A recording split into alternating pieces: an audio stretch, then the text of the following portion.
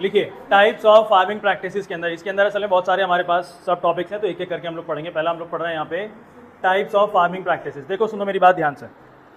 हिंदुस्तान जो है ना एक ऐसा देश है जहाँ पे अलग अलग तरीके की फार्मिंग प्रैक्टिसेस को फॉलो किया जाता है। बेसिक बात यह है अजी, बेसिक बात यह है कि आप जितना पैसा लगा सकते हैं ज़मीन के ऊपर उसके हिसाब से आपको उपज मिलेगी, प्रोडक्शन मिलेगा। आप जितना पैसा लगा सकते हैं फार्मिंग प्रैक्टिसेस के ऊपर, जितना इन्वेस्टमेंट कर सकते हैं, जितना खर्चा कर सकते हैं, उसके हिसाब से आपको क्या मिलेगा, यील्ड मिलेगा, प्रोडक्शन मिलेगा, उपज मिलेगी आपको। ठीक है। तो हिंदुस्तान के अंदर ऐसे लोग भी हैं जो बिल्कुल भी कॉस्ट नहीं लगाते, लेकिन कुछ ना कुछ थोड़ा बहुत काम करते हैं। बिल्कुल ही नो कॉस्ट वाला फार्मिंग है वो। उसके अंदर मेहनत बहुत ज़्यादा लगती है ना। उसके अंदर कोई भी टेक्नोलॉजी इस्तेमाल नहीं करेंगे वो लोग, कोई भी जो है फर्टिलाइज़र कुछ भी इस्तेमाल नहीं करेंगे उसके अंदर, है ना। बहुत छोटा एरिया होता है उसके अंदर कल्टीवेशन करने का। तो नो कॉस्ट वाला फार्मिंग है। एक फार्मिंग होता है लो कॉस्ट वाला। लो कॉस्ट का मतलब कि थोड़ा बहुत पैसा था लगा दिया, थोड़ा बहुत मशीनरी ले आए, थोड़ी बहुत टूल्स ले आए, छोटे छोटे मशीन्स ले आए, कुछ फर्टिलाइजर्स के पैसे डाल दिए, कुछ अच्छे बीज खरीदने में पैसे डाल दिए। तो लो कॉस्ट ये कल्टीवेशन है हमारा, लो कॉस्ट फार्मिंग प्रैक्टिस है। एक है हमारे पास हाई कॉस्ट फार्मिंग प्रैक्टिस। पैसा डाला गया, जमीन भी बहुत बड़ी है ना, फुल फर्टिलाइजर इस्तेमाल किया जा रहा है, हर तरीके की मशीनरी इस्तेमाल की जा रही है, हर तरीके के टूल्स इस्तेमाल किए जा रहे हैं, जिससे कि प्रोडक्शन भी बहुत ज़्यादा मैक्सिमाइज हो सकता है। तो क्या आपको लगता है कि पैसे के हिसाब से ही प्रोडक्शन मिल रहा है आपको? ठीक है, तो लिखो पहला पॉइंट यहाँ पे, farming in India, farming in India, ये पॉइंट ये, farming in India ranges from farming in India ranges from basic to advanced, ranges from basic to advanced, basic to advanced, depending on the depending on the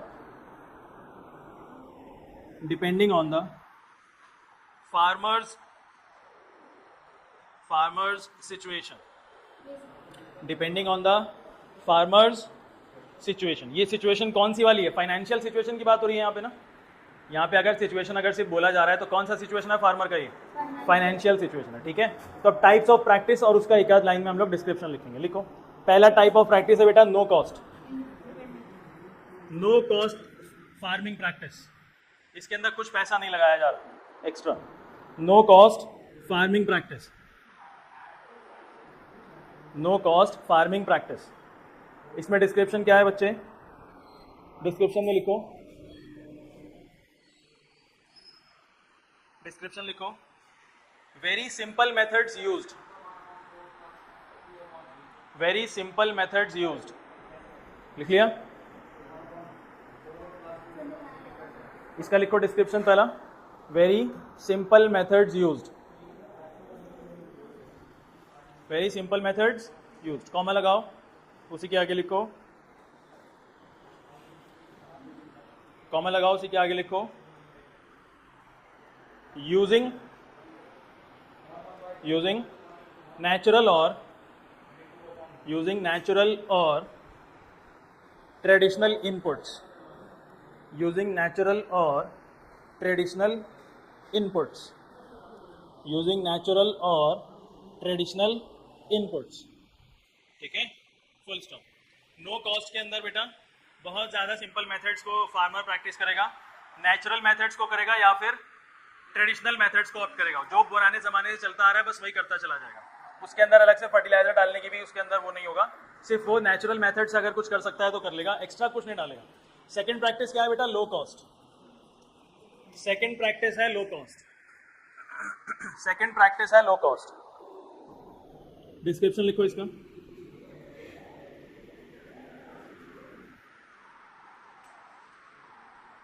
second practice है low cost, use of some advanced methods, use of some advanced methods, use of some advanced methods, use of some advanced methods and basic inputs, and basic inputs. थोड़े बहुत advance methods use करेंगे यहाँ पे farmers, और input बिल्कुल basic basic एकदम।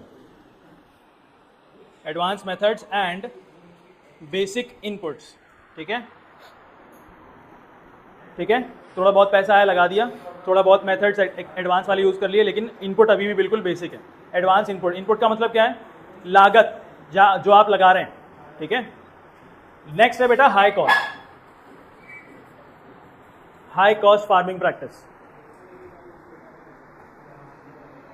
High cost farming practice, high cost farming practice, high cost farming practice. इसके अंदर फार्मर क्या करेगा? लिखो डिस्क्रिप्शन में, use of advanced technologies,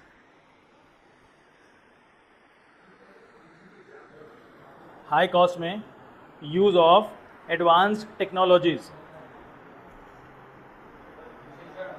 advanced technologies, comma comma hybrid seeds, hybrid seeds,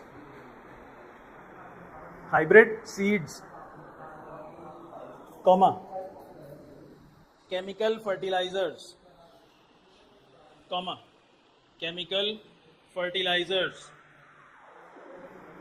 chemical fertilisers, comma advanced machinery, advanced machinery etcetera, advanced machinery etcetera. ठीक है, full stop. समझ में आ रहा है भाई? नो कॉस्ट, लो कॉस्ट और हाई कॉस्ट फार्मिंग प्रैक्टिसेस के अंदर क्या क्या डिफरेंसेस हो सकते हैं? इंडिया के अंदर ये तीनों ही एग्जिस्ट करते हैं depending upon the financial situation of the farmer. समझ में आ रहा है? नेक्स्ट बी पार्ट लिखिए। अब फार्मर बेटा फसल को कल्टीवेट तो कर रहा है, उसका न्यूट्रिशन का मैनेजमेंट भी तो करेगा। फसल में न्यूट्रिशन को मैनेज करना जरूरी है। न्यूट्रिशन मैनेजमेंट देखेंगे अब। न्यूट्रिशन मैनेजमेंट,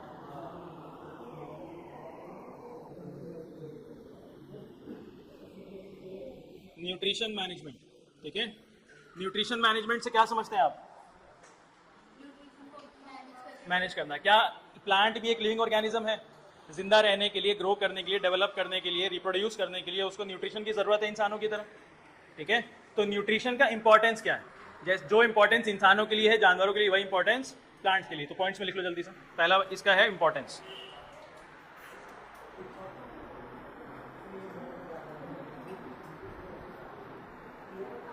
बोलूं? Point number 1, ensures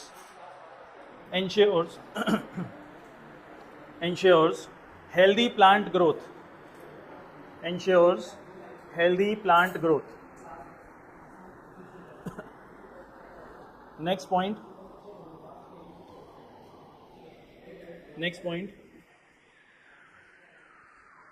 to get higher yield, to get higher yield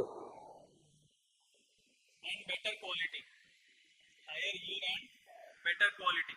समझ में आ रहा है? पहला पॉइंट सिंपली ग्रोथ के बारे में, वो तो बिल्कुल बेसिक है। सेकंड, अगर आप न्यूट्रिशन को मैनेज करेंगे तो आप उपज को ज्यादा पा सकते हैं और क्वालिटी भी अच्छी मिल सकती है। Next point, to avoid nutrition deficiency, to avoid nutrition deficiency,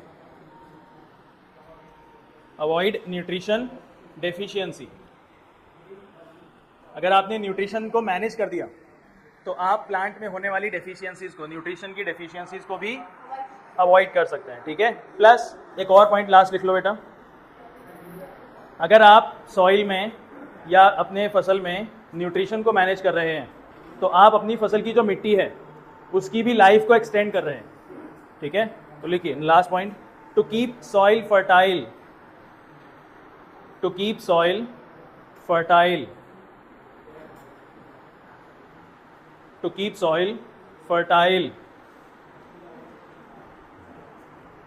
for long term farming, for long term farming, long term farming, ठीक है। कोई दिक्कत किसी को? प्लांट के लिए न्यूट्रिशन का क्या इंपॉर्टेंस है?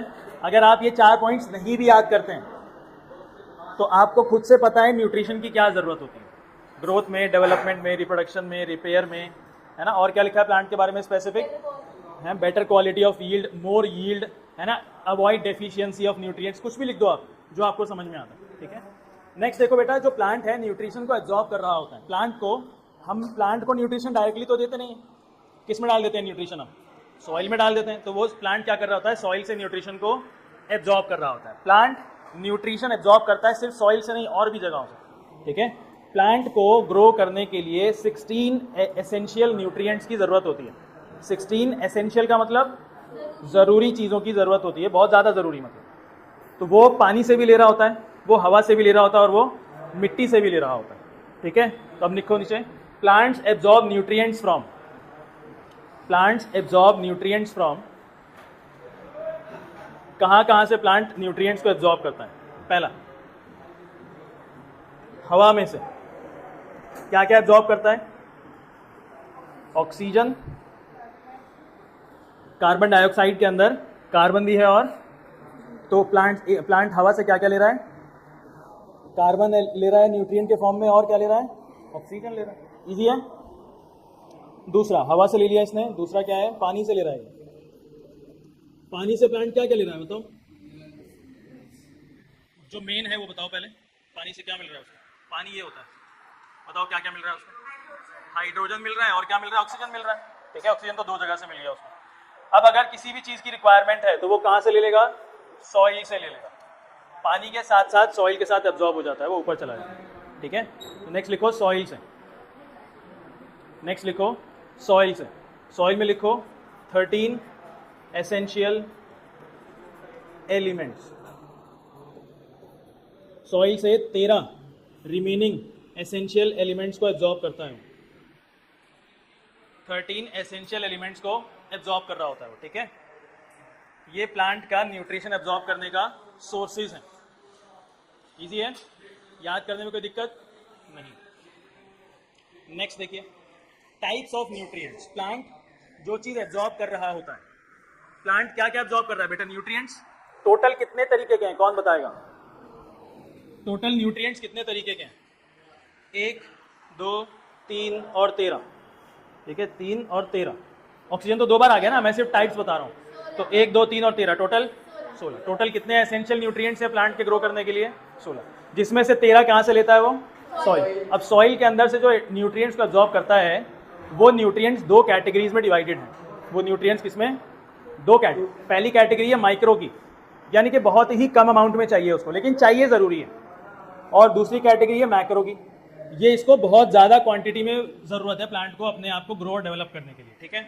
तो लिखो इन दोनों को अलग अलग। पहले हम लोग लिखेंगे माइक्रो।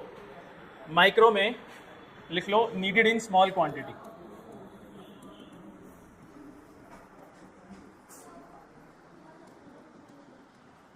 ठीक है। नीड इन स्मॉल क्वांटिटीज, बहुत कम क्वांटिटी में चाहिए। अब इसके एग्जाम्पल्स, इसके एग्जाम्पल बहुत कम क्वांटिटी में चाहिए, लेकिन एग्जाम्पल पढ़ लेना है ना। हो सकता है सब ना पूछे जाएं, अब मुझे नहीं लगता पूछे जाएंगे सारे के सारे, इंपॉर्टेंट बताऊंगा मैं आपको। तो लिखिए एग्जाम्पल 1, पहला आयरन। आयरन ब्रैकेट में क्या लिखोगे? इसका सिंबल, बेटा बातें नहीं करो। आयरन के आगे ब्रैकेट में इसका सिंबल लिखना Fe, ठीक है, कॉमा। दूसरा है मैंगनीज। मैंगनीज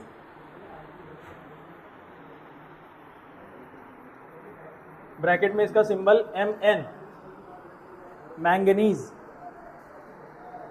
ठीक है, comma. Boron, boron, boron capital B। Next zinc, next है बेटा जिंक, पूरा लिखो जिंक, फिर उसका सिंबल जिंक, C आएगा लास्ट में, जिंक, ठीक है। इसके बाद है कॉपर, कॉपर। नेक्स्ट लिखो क्लोरीन, नेक्स्ट है कॉपर, उसके बाद क्लोरीन, और लास्ट में लिख लो मॉलिब्डेनम। मॉलिब्डेनम, ठीक है, इसका सिंबल होता है capital M small O, molybdenum. Total कितने हो गए ये माइक्रो वाले? 7। टोटल माइक्रो वाले कितने हो गए? 7 हो गए, है ना। माइक्रो न्यूट्रिएंट्स टोटल कितने हुए? 7। नेक्स्ट लिखो बेटा मैक्रो। नेक्स्ट लिखो मैक्रो। टाइप्स ऑफ न्यूट्रिएंट्स में नेक्स्ट है मैक्रो। मैक्रो में क्या होगा? मैक्रो क्यों बोला जाता है इसको? Needed in large quantities. लिख लो need in large quantities. Large quantities लिखो, फिर उसके एग्जांपल्स।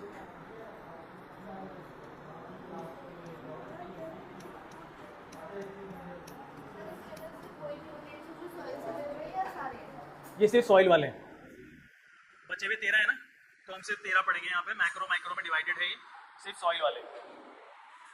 चलिए अब मैक्रो वाले पढ़ेंगे भाई। मैक्रो लिख लिया, need in large quantities. Large quantities, ठीक है। अब इसका एग्जांपल पहला है नाइट्रोजन। पहला है नाइट्रोजन।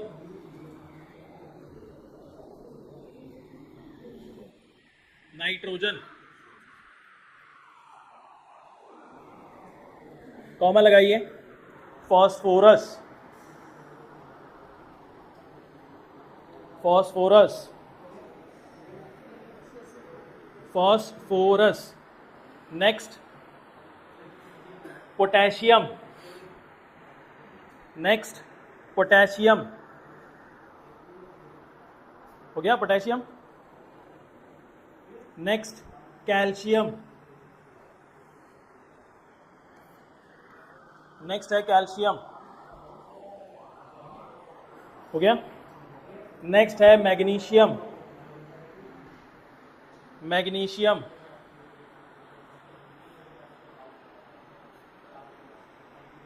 और लास्ट है सल्फर। ये 6 मैक्रो न्यूट्रिएंट्स हैं, जिनमें शुरू के 3 तो आपको बिल्कुल रटे हुए होने चाहिए। मैक्रो तो टोटली याद कर लेना, मैं तो कह रहा हूं सिर्फ यही याद कर लो बस, ठीक है। इजी है। एनपीके, कैल्शियम मैग्नीशियम सल्फर, हो गया याद। मैक्रो वाले तो रट जाना है ना, कोई ज्यादा याद करने में दिक्कत है नहीं इसके अंदर। ये हो गया हमारे पास बेटा टोटल कितने टाइप के न्यूट्रिएंट्स? टोटल 16। ये 16 एसेंशियल न्यूट्रिएंट्स हैं। इनके बगैर प्लांट का ग्रोथ, डेवलपमेंट, रिप्रोडक्शन, रिपेयर कुछ नहीं हो पाएगा, ठीक है। जिनमें से 13 सॉइल में से मिलते हैं, उनको हमने कैटेगरीज में डिवाइड किया हुआ है, माइक्रो और मैक्रो। माइक्रो मतलब स्मॉल क्वांटिटीज, मैक्रो मतलब लार्ज क्वांटिटीज। दोनों के एग्जाम्पल्स हम लोगों ने लिख लिए। अब देखो हम लोग बेटा ये न्यूट्रिएंट्स को ना, न्यूट्रिएंट कई बार डेफिशिएंट हो सकता है। हमने देखा था कि अगर न्यूट्रिएंट को डेफिशिएंसी को अवॉइड करना है तो क्या हम लोगों को न्यूट्रिशन मैनेजमेंट करना पड़ेगा। अभी हमने पढ़ा न्यूट्रिशन मैनेजमेंट की ज़रूरत क्यों है ना। प्रोडक्शन मैनेजमेंट की ज़रूरत क्यों है? क्यों? क्योंकि हम लोग न्यूट्रिशन डेफिशिएंसी को अवॉइड करना चाहते हैं। तो न्यूट्रिशन डेफिशिएंसी को अवॉइड करने के कुछ तरीके हैं, मैन्योर और फर्टिलाइजर। तो आप लिखो सी पार्ट, पहले ये लिख लो, सी और डी लिखो इसका, फिर सी डी लिखेंगे। हमने ए भी पढ़ लिया इसका। न्यूट्रिशन डेफिशिएंसी को मैनेज किया जाएगा, fixing nutrition deficiency through, fixing nutrition deficiency through, fixing nutrition deficiency through,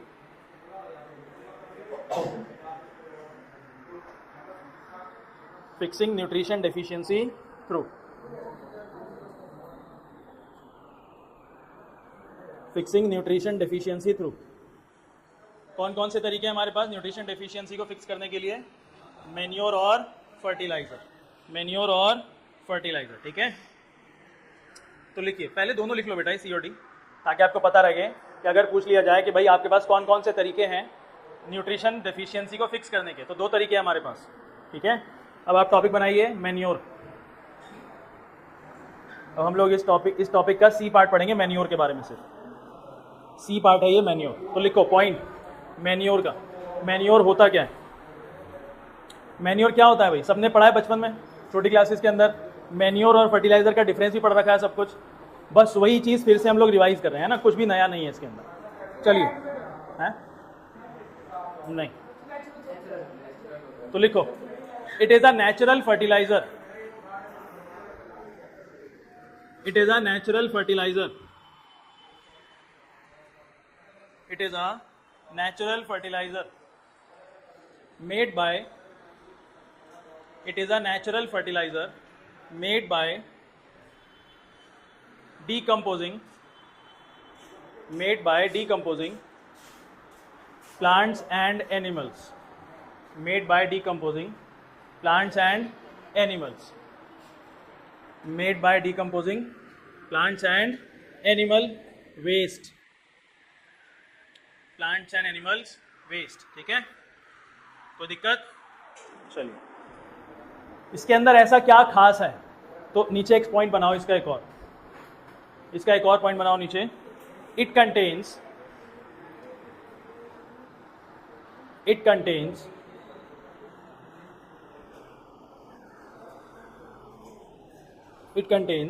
a lot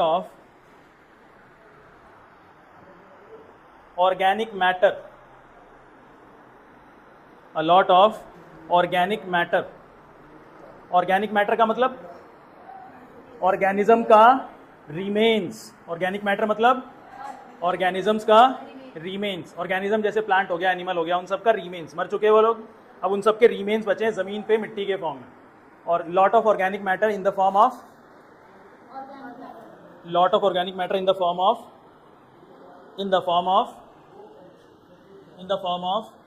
जुर्मान आ जाके बता, जल्दी उठ के आओ इधर। इन the form of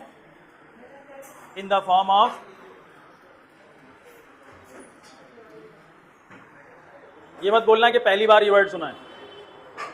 in the form of सुना है क्या पहली बार किसी ने? पहले सुन रखा है ना? क्या होता है ह्यूमस, बताइए। टॉप लेयर ऑफ सॉइल, किसकी हेल्प से बनती है ये? डेड मैटर से, ऑर्गेनिक मैटर से है ना। क्या होता है ऑर्गेनिक मैटर? वो डिकम्पोज्ड प्लांट्स और एनिमल का वेस्ट होता है। ठीक है, ये ह्यूमस बेटा रिच होता है किसमें? ब्रैकेट में लिख लेना, rich in essential nutrients.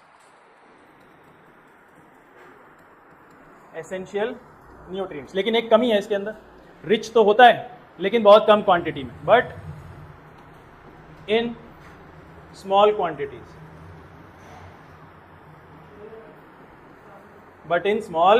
Quantities. ठीक है, ये ह्यूमस के बारे में लिख दिया हमने छोटा सा।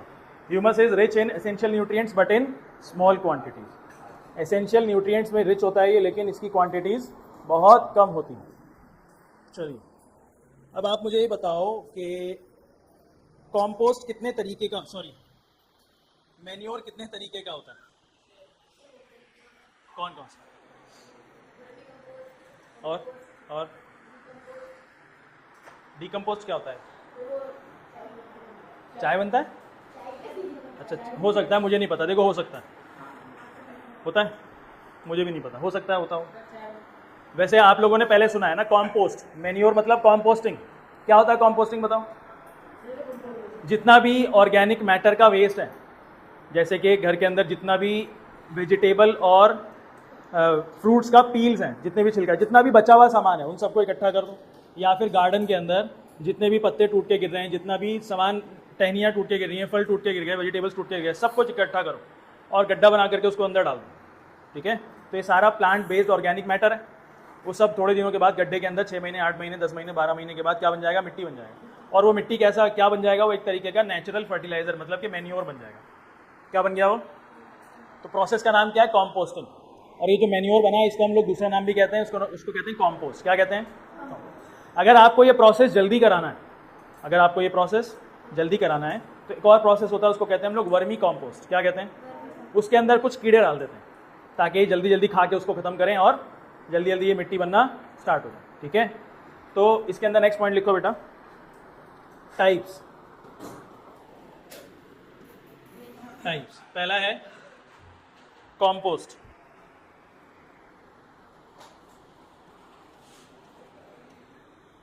Compost.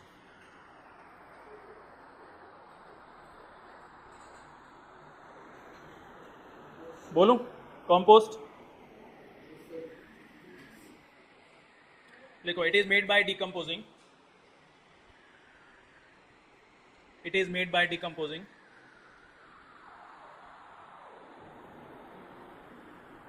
Animal and plant waste It is made by decomposing animal and plant waste. Animal and plant waste लिख दिया. आगे लिखो and domestic and sewage waste. Domestic and sewage waste. Domestic and sewage waste. Domestic waste का मतलब घर से निकलने वाला जो भी है. सीवेज का मतलब गटर वाला. ठीक है, चलिए. It is made by, क्या लिखा? It is made by decomposing animal and plant waste and domestic and sewage waste. In pits. In pits मतलब गड्ढों. In pits. ये पिट आप कहीं बना सकते हैं, गार्डन में, पार्क में, या आपके पीछे घर के पीछे कोई लॉन है वहाँ बना लो, है ना. तो ये पिट्स के अंदर हो रहा होता है. गड्ढा बनाओ, उसके अंदर डाल दो, बंद कर दो ऊपर से. जो अंदर बनेगा वो क्या बन जाएगा अपने पास? कॉम्पोस्ट बन जाएगा. ठीक है. इसी का दूसरा टाइप है बच्चे, वर्मी कॉम्पोस्ट.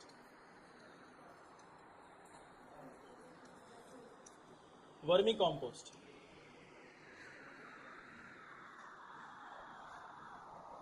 लिखो vermi compost.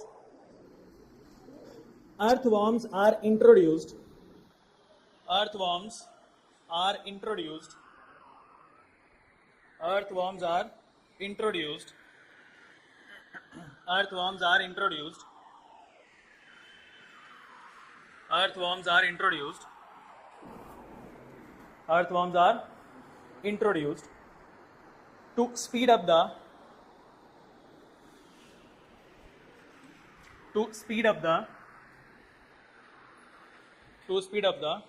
composting process. To speed up the composting process.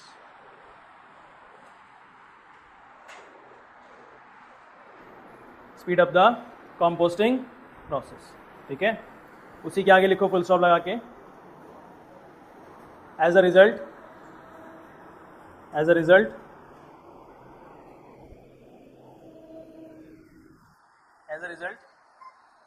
the compost becomes nutrient rich.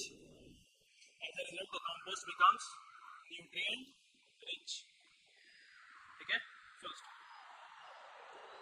एक तीसरा टाइप है इसका बेटा. तीसरा type green manure. Green manure.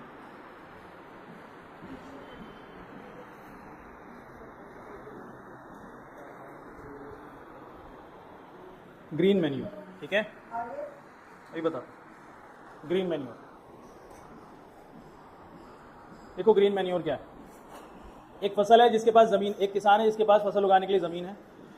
अब वो ना अपनी ज़मीन को हार्वेस्ट कर चुका है, उसके ऊपर फसल, अब वो ज़मीन खाली है. अब वो ऐसी फसल उगाता है जो अब अगले साल ही बोई जाएगी उसके ऊपर. तो वो क्या करेगा? ज़मीन को वेस्ट है, वो ज़मीन कुछ महीनों के लिए बेकार है. वो उसके ऊपर कुछ मेहनत कर सकता है वो, लेकिन अब असल काम तो उसका अगले साल ही आएगा, अगले सीज़न में उसका. तो वो क्या करता है फार्मर के ना, उसके अंदर कुछ चीज़ें उगा देता है जिसकी उसको रिक्वायरमेंट नहीं है. कुछ उगा देता है. बहुत सस्ती चीज़ें होती हैं, वो उसको उगा देता है. वो कुछ महीनों में उग जाता है. उसके बाद जब उसका सीजन आता है एक्चुअल सोइंग करने का, जिसको फसल उगाना है, तो क्या करेगा? अपनी ज़मीन को बनाना स्टार्ट करेगा, प्रिपेयर करेगा. अपनी ज़मीन को क्या करेगा? प्रिपरेशन स्टार्ट करेगा अपने सॉइल का. तो जो फसल वहाँ पे उगी हुई है ना, उसको उसी वहीं पे उखाड़ के वहाँ पे डाल देगा. उसको उखाड़ के कहीं लेके नहीं जा रहा. उसने फसल को उगाया, जो उगाया था एक्स्ट्रा में उगाया, उसकी रिक्वायरमेंट नहीं थी, उसको वहाँ पे उगाया, उखाड़ा और मिट्टी के अंदर उसको मिक्स कर दिया.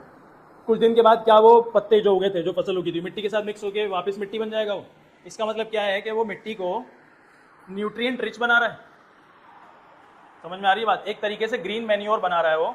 कुछ फसल ऐसी उगाई कि बाद में उसको हेल्प करे ताकि वो मिट्टी को रिच कर दे, न्यूट्रिएंट रिच कर दे. इसको हम लोग क्या कहते हैं? ग्रीन मैन्योर कहते हैं. क्या कहते हैं? हाँ, वो भी हो सकता है. देखो आगे इसमें लिखो पॉइंट बेटा, इसके बारे में लिखो. Certain plants,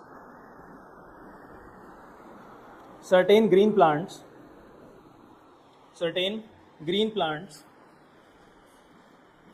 such as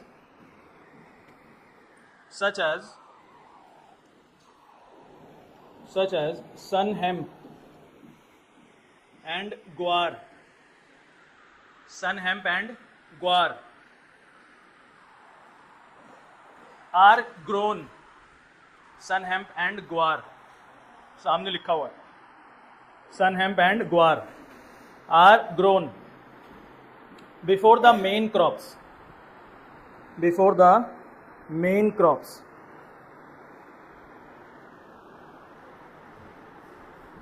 before the main crops that are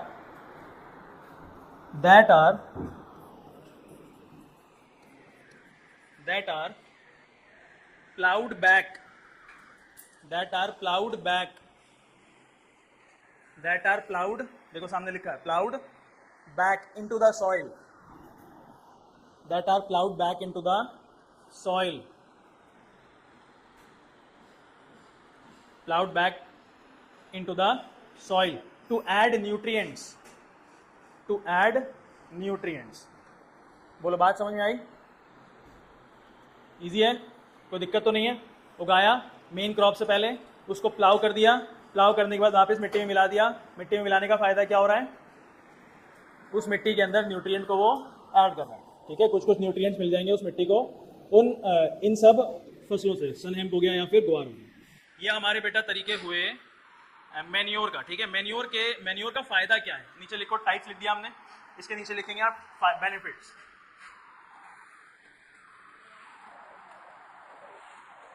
benefits लिखिए, मैन्योर के बेनिफिट्स।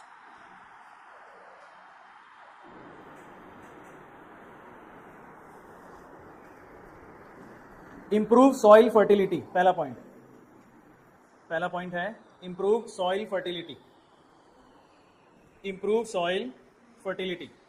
अगर मैं तुम्हें ये नहीं बताता तो क्या तुम्हें पहले से पता नहीं था? पता था? याद करने की जरूरत है अलग से? नहीं। अगला point,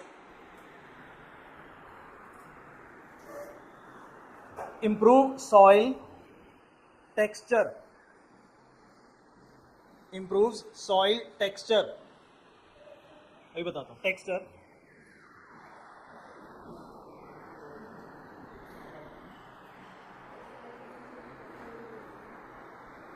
improves soil texture to increase, उसी के आगे लिखो, to increase water holding capacity, water holding capacity, ठीक है। नेक्स्ट पॉइंट लिखो इसका,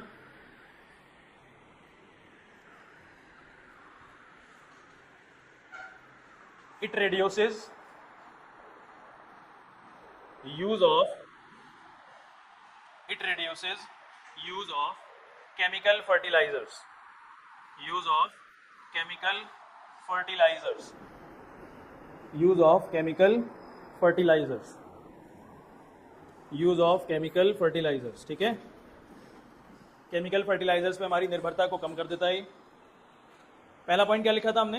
इंप्रूव सॉइल फर्टिलिटी, सॉइल की उपज को बढ़ाता है। सेकंड क्या लिखा हमने? ये सॉइल का स्ट्रक्चर या टेक्सचर को इंप्रूव करता है। टेक्सचर इंप्रूव करने का मतलब ये है कि बेटा कई बार सॉइल ना बहुत ज़्यादा बारीक हो जाता है, उसका टेक्सचर कैसा होता है? बारीक।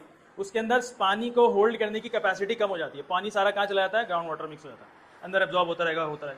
जब आप मैन्योर को मिक्स करेंगे, आप है ना, मैन्योर मिक्स करेंगे तो सॉइल का जो टेक्सचर है थोड़ा सा मोटा मोटा हो जाएगा वो, और उसके अंदर पानी को अपने अंदर रोक के रखने की ताकत बढ़ जाएगी, जल्दी से नीचे रिसने नहीं देगा, ठीक है। वो अपने अंदर पानी को थोड़ी देर तक रोक के रखेगा। बात समझ में आ रही है? जिससे कि प्लांट को पानी एब्जॉर्ब करने में ज़्यादा मुश्किल नहीं होगा। बोलो बात समझ में आया कि नहीं? ये हमारा हो गया बच्चे मैन्योर, सी पार्ट। नेक्स्ट पढ़ेंगे आप डी पार्ट, फर्टिलाइजर्स। फर्टिलाइजर्स बताओ, फर्टिलाइजर्स क्या होते हैं? केमिकल वर्जन, ठीक है, बस लिख दो अपने आप, लिखो, समझ में आता है क्या? लिखो, fertilizers that are chemically produced, fertilizers that are chemically produced in factories, chemically, दो लिख दो, दो हैं, दो L, chemically produced in factories, है ना, फुल स्टॉप। जब मैन्योर हमारे पास है ही तो फर्टिलाइजर की जरूरत क्या है भाई? हाँ, मैन्योर के अंदर न्यूट्रिएंट्स होते तो हैं लेकिन बहुत कम होते हैं। जिस तरीके से डिमांड है उस तरीके से सप्लाई नहीं मिल पाएगा अगर आप सिर्फ मैन्योर ही यूज़ करते रहें। तो हम लोगों को केमिकल फर्टिलाइजर्स के ऊपर भी निर्भर होना पड़ता है। नेक्स्ट पॉइंट लिखो इसका,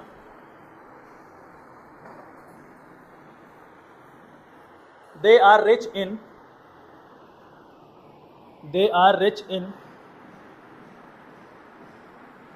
NPK। क्या है ये?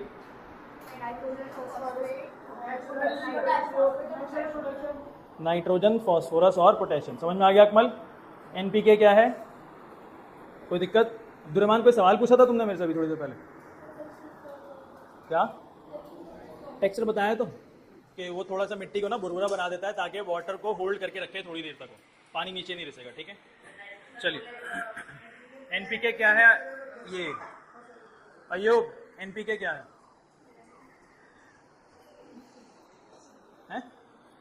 NPK क्या है बच्चे? Nitrogen, phosphorus, potassium. ठीक है, पूरा लिखवाने की जरूरत है? पता है ना? चलो नेक्स्ट पॉइंट, नेक्स्ट पॉइंट लिखो।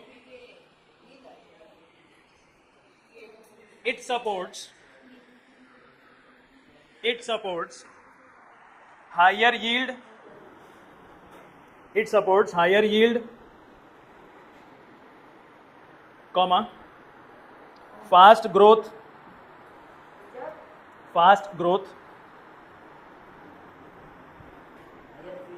higher yield, YIELD, higher yield, comma, faster growth, comma, healthy development। ठीक है, क्या आपको फर्टिलाइजर यूज करते हुए कुछ सावधानियां बरतनी चाहिए? जैसे नाक में घुस जाएगी, आंखों में, ऐसा क्या कर रहा है भाई?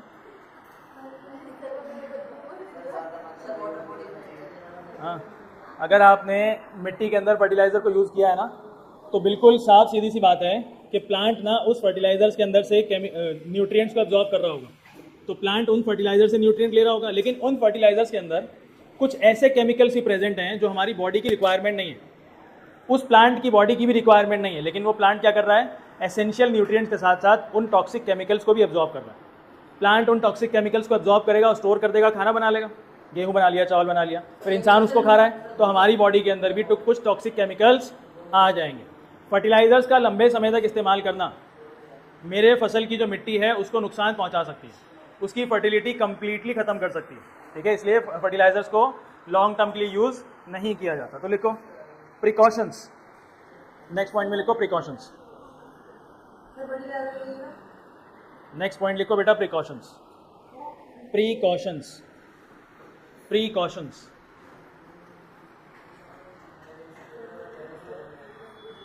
बताओ क्या क्या लिखना है प्रिकॉशंस में?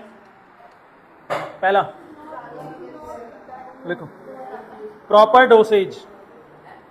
डोसेज, ना ज़्यादा ना कम, है ना, proper dosage. Second, proper dose होता है ना, डोसेज लिखना। Second right time of application,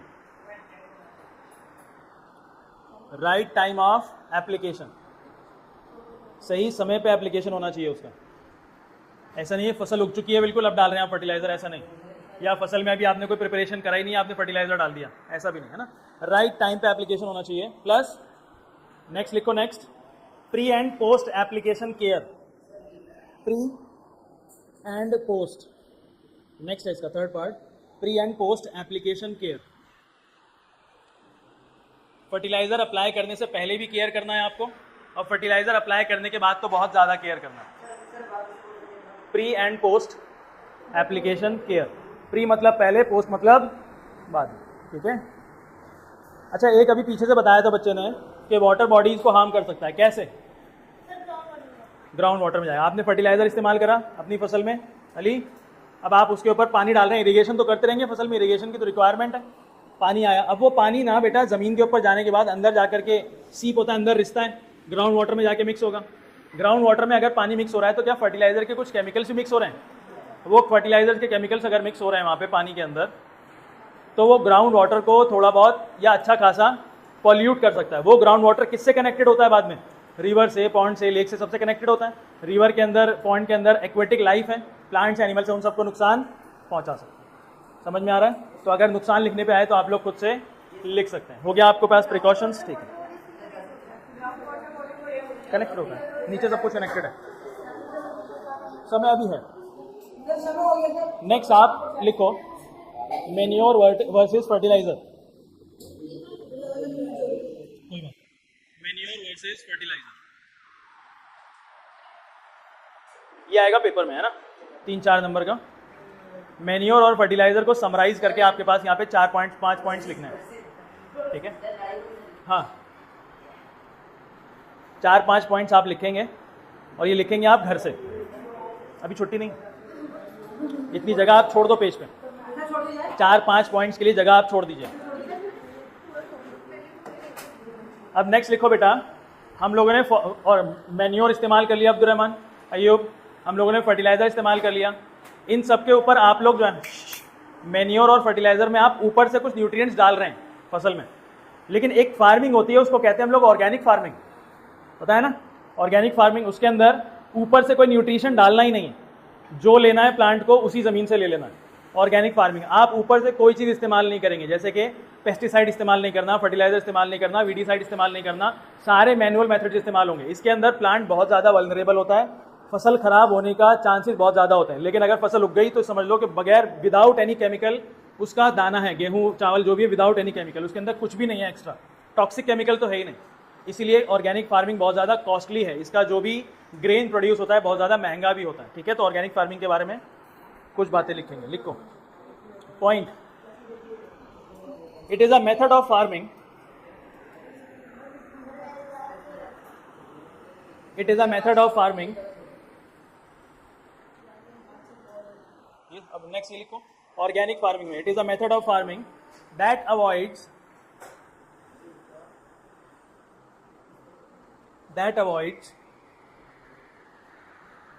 use of chemical inputs, that avoid use of chemical inputs, that avoid use of chemical inputs, and uses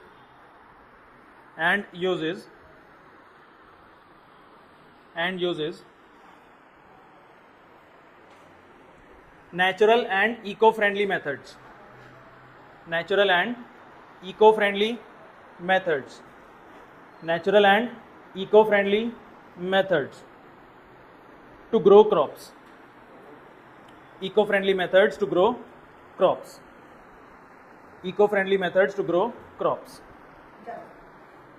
ठीक है? चलिए, ऑर्गेनिक फार्मिंग, छुट्टी हो जाएगी बेटा, 5 मिनट 2-4 मिनट लगेंगे बस, ये कंप्लीट हो जाएगा। ऑर्गेनिक फार्मिंग के कुछ फीचर्स हैं हमारे पास, ऑर्गेनिक फार्मिंग के कुछ फीचर्स हैं। मुझे पता है चैप्टर में बहुत ज़्यादा लिखना पड़ रहा है, मुझे भी बहुत ज़्यादा बोलना पड़ रहा है, चैप्टर है ही ऐसा, तो मैं क्या करूँ? इसके अंदर, चैप्टर के अंदर बहुत सारी पढ़ने वाली चीज़ें, बहुत सारी, अभी तो बहुत कुछ बाकी है ना। ये समझ लो कि पूरा आपका 1st से लेकर 8 तक का जितना एनवायरमेंटल साइंस है, क्रॉप से रिलेटेड, एग्रीकल्चर से, सबको उसके यहाँ पे ना समराइज कर दिया गया है सबको, ठीक है? अब मेन फीचर्स लिख लो बेटा, इसके फीचर्स, इसके बाद छुट्टी कर देंगे।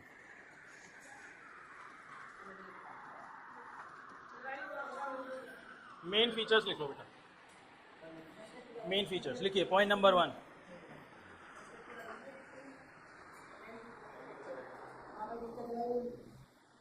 बोलो, लिखिए point number 1, no use of chemicals. Next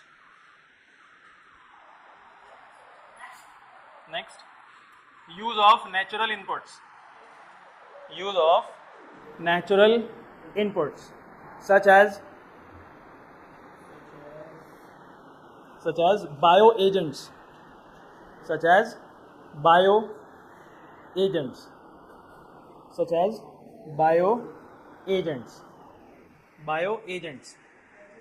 like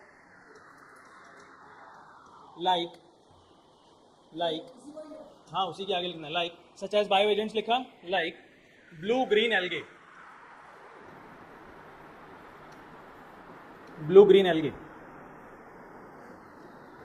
ठीक है? नीम leaves,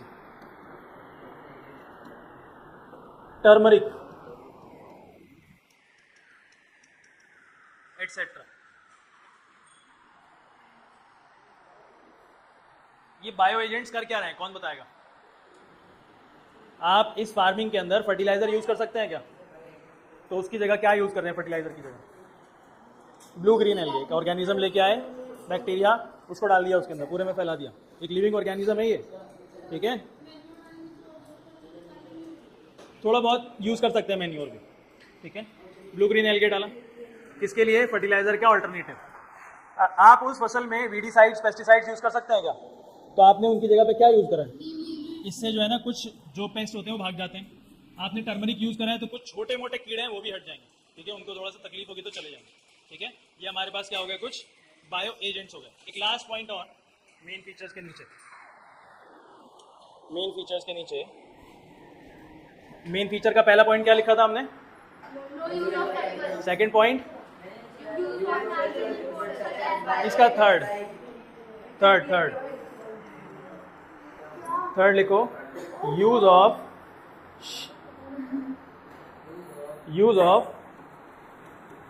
healthy cropping system, healthy cropping systems, healthy cropping systems. बताओ हेल्दी क्रॉपिंग सिस्टम्स कौन कौन से? अगर बता दिया तो छुट्टी कर दूंगा। तुम सही लिखो। हेल्दी क्रॉपिंग सिस्टम्स के कुछ एग्जांपल्स बता दो। मिक्स क्रॉपिंग, इंटरक्रॉपिंग और क्रॉप रोटेशन, ठीक है। आगे लिख लो, such as mix cropping, such as mixed cropping, intercropping, crop rotation, ठीक है। अब इन तीन चीजों को हम लोग डिटेल में नेक्स्ट क्लास में पढ़ेंगे।